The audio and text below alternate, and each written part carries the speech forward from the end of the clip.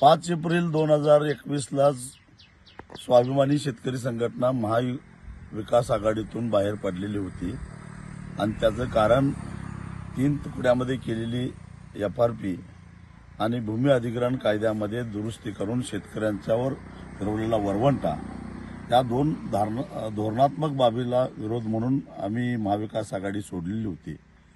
त्यानंतर राज्य कार्यकारिणीने स्वतंत्रपणाने निवडणूक लढवण्याचा जो निर्णय घेतलेला होता त्या निर्णयाशी अधीन राहून गेल्या 3 वर्षापासून लोकसभेच्या स्वतंत्र निवडणूक लढवण्याची तयारी आम्ही केलेली होती।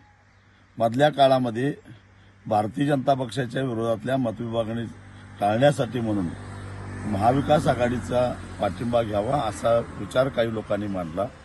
त्याचबरोबर महाविकास आघाडीचे नेते सातत्यानं हातकणंगलेमध्ये आम्ही उमेदवार देणार नाही, स्वाभिमानीला सोडणार असे वक्तव्य करत होते आणि त्यामुळं आम्ही आघाडीत येणार नाही, परंतु तिथं उमेदवार उभा केला नाही तर निश्चितच भारतीय जनता पक्षाच्या विरोधातली मतविभागणी टाळता येईल अशी भूमिका घेऊन 2 वेळा मी उद्धवजींना भेटलो। बराच सविस्तर चर्चा झाली होती आणि त्यांना काही अंशी ते पटलेलं सुद्धा होतं। लवकरच आम्ही निर्णय घेऊ असं त्यांनी सांगितलं, परंतु अचानक काही झालं मला माहिती नाही, परंतु त्यांच्याकडून निरोप आला की तुम्ही मशाल चिन्हावर लढलं पाहिजे। आता मशाल चिन्ह हे शिवसेना उद्धव ठाकरे गटाला मिळालेलं आहे आणि ते चिन्ह घेणं याचा अर्थ मी शिवसेनेमध्ये प्रवेश करणं। गेली 30 वर्ष मी शेतकरी चळवळीमध्ये आहे। मी माझ्या आयुष्यामध्ये कुठल्याही राजकीय पक्षामध्ये काम केलेलं नाही।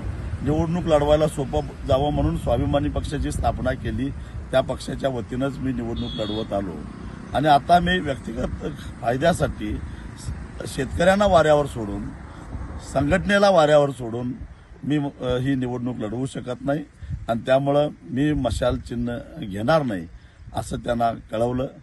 त्यांनी या हातकणंगले लोकसभा मतदारसंघातून उमेदवार जाहीर केला आहे। ठीक आहे, तो त्यांचा निर्णय आहे, परंतु स्वतंत्र लढाईची भूमिका मी पहिल्यापासूनच घेतलेली होती। आता खऱ्या अर्थानं शेतकऱ्यांचा आवाज, सामान्यांचा आवाज, गोरगरिबांचा आवाज संसदेपर्यंत पोहोचवायचा जबाबदारी आता सर्वसामान्य लोकांनी, शेतकऱ्यांनी, शेतमजुरांनी, गावातल्या लोकांनी घेतली पाहिजे आणि तुम्ही सगळ्यांनी आता ही निवडणूक हातात घ्या आणि आपण लढू आणि मला खात्री आहे आपण याच्यामध्ये जिंकू।